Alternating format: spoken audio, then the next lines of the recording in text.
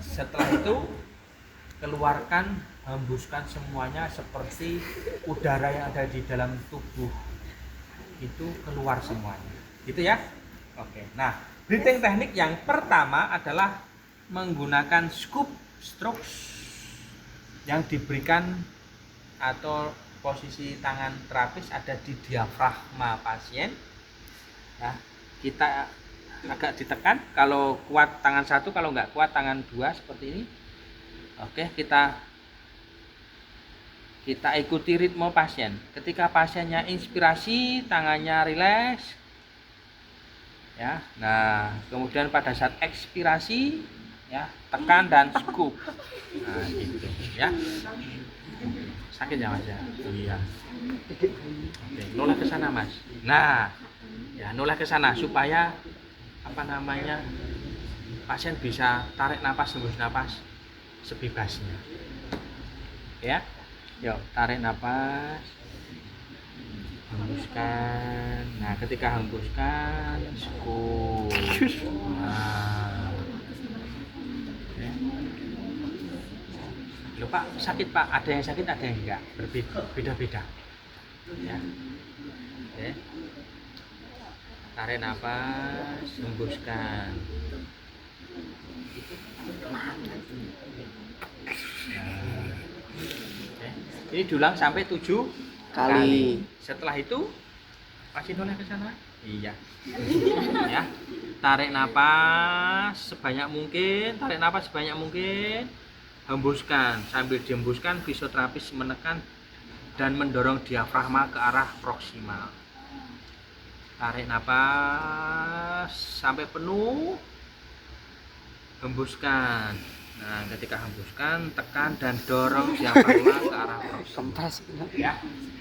Oke, diulang sampai 7 kali. Ada pertanyaan sampai di sini? Pak, Ya. tadi yang ini loh, yang ditekan itu cuma ditekan atau ditarik ke atas juga? Oke, good. Ketika inspirasi, kita ngikuti gerakan pasien. Ketika pasien ekspirasi, hembus, itu kita berikan tekanan dan kita scoop. Oh, bisa. Ya, scoop ini, ya, scoop, ya, scoop, ya.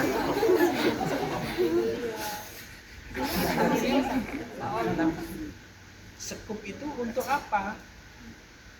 Mendorong cairan masuk ke dalam ductus thoracic. Ya.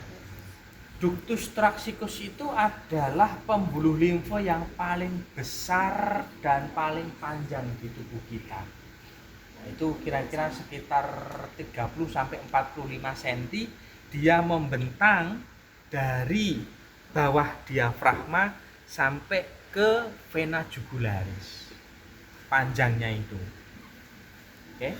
Nah, sebenarnya fase pengisian ductus thoracic itu terjadi ketika kita menggunakan pernapasan diafragma.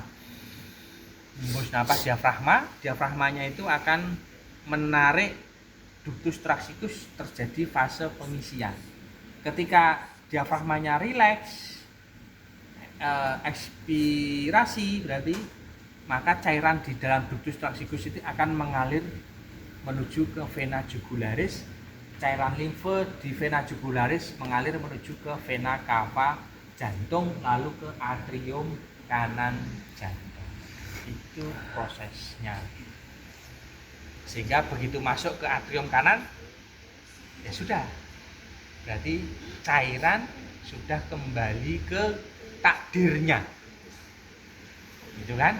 Cairan sudah kembali ke takdirnya, karena takdir cairan itu harus berputar, berkeliling, ya, mengikuti peredaran darah. Ya, itulah yang disebut dengan bahwasanya segala sesuatu mengikuti orbit peredaran yang sudah ditentukan. Kalau ada yang tanya pasiennya kenapa kok bisa sakit pas di sekop, kita jawabnya gimana? Gimana? Kalau ada yang tanya pasiennya kok ini sakit pas di Biskop? Iya, Gara-gara apa? Itu kenapa? Karena problem ada di abdominalnya. Problem apa? Problem satu bisa jadi yang paling banyak adalah limfedema, bengkak pada pembuluh limfe yang ada di pencernaan. Ya. Dari seluruh tubuh, nodus-nodus limfatikus yang paling banyak itu ada di mana? Ada di organ intestinal, ada di organ pencernaan. Spesifik yang paling banyak lagi ada di sepanjang usus besar. Nah, Anda tahu kenapa nodus-nodus limfatikus paling banyak ada di sepanjang usus besar? Karena nodus itu menjadi tempat apa? Satu, tempat sel leukosit untuk memfagositasis kuman bakteri yang berasal dari makanan.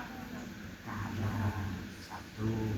Yang kedua, ya, nodus limfatikus itu dia berfungsi untuk menyerap cairan yang berlebihan di dalam usus. Ya kan? Jadi kita minum, habis makan kan minum kita nih. Minum es teh, minum teh jumbo. Ya kan? Nah itu kalau berlebihan itu akan dihisap oleh sistem limfatik di sepanjang usus besar itu. Kemudian berikutnya usus besar juga akan menyerap protein, ya, dan vitamin C yang ukuran molekulnya besar itu akan diserap dia melewati sistem limfatik di